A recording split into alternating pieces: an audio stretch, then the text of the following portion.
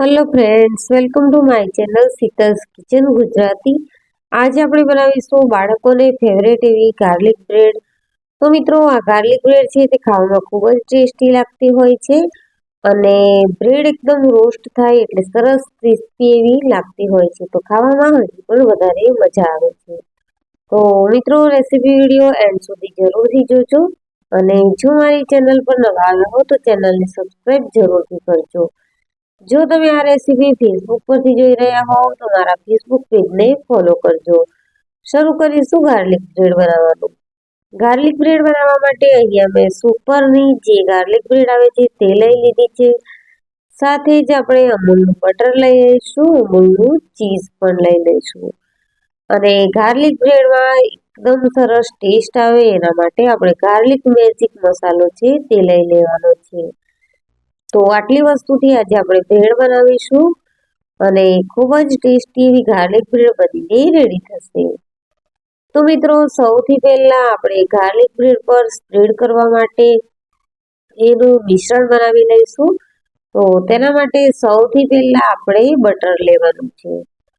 તો અહીંયા બટર થોડું ઠરી ગયેલું છે તો આપણે તેને ગરમ કરવાનું છે. આ રીતે આપણે જેટલું જોઈએ એટલું લઈ અને સાઈડમાં આપણે ગરમ કરી લઈશું.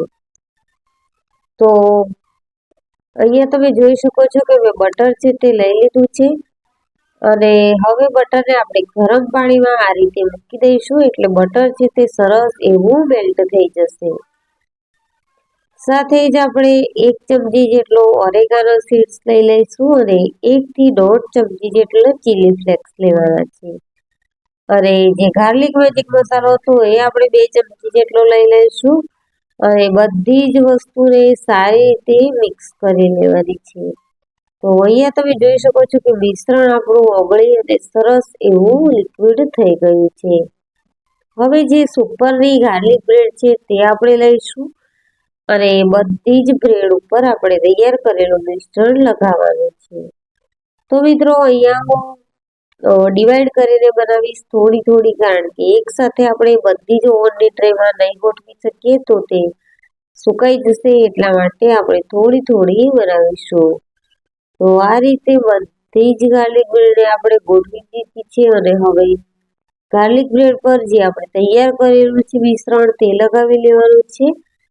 આ રીતે આપણે ચમચીની મદદથી સરસ એવું મિશ્રણ સ્પ્રેડ કરી લઈશું. તો અહીંયા તમે જોઈ શકો છો કે આખી જ બ્રેડ ઉપર સરસ એવું મિશ્રણ આપણે ફેલાવી લીધું છે. બધી જ બ્રેડ લગાવાઈ ગયા બાદ આપણે ચીઝ ક્યુબ લેવાનું છે અને ચીઝ ક્યુબને આપણે તેના પર ઘસી લઈશું. તો મિત્રો, ચીઝ અહીંયા તમે સ્લાઇસ હોય તો સ્લાઇસ પણ વાપરી શકો છો. મેં અહીંયા સ્લાઇસ ન વાપરી અને આ રીતે ક્યુબને યુઝ કરી છે.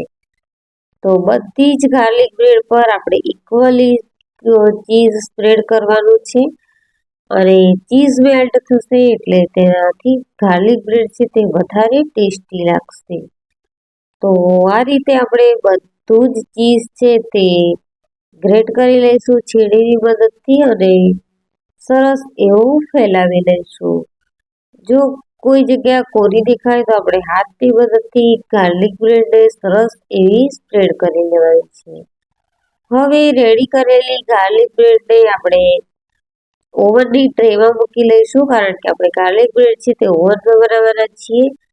તો મિત્રો, અહીંયા બધી જ તૈયાર કરેલી ગાર્લિક બ્રેડ છે તે મેં ઓવનમાં મૂકી લીધી છે.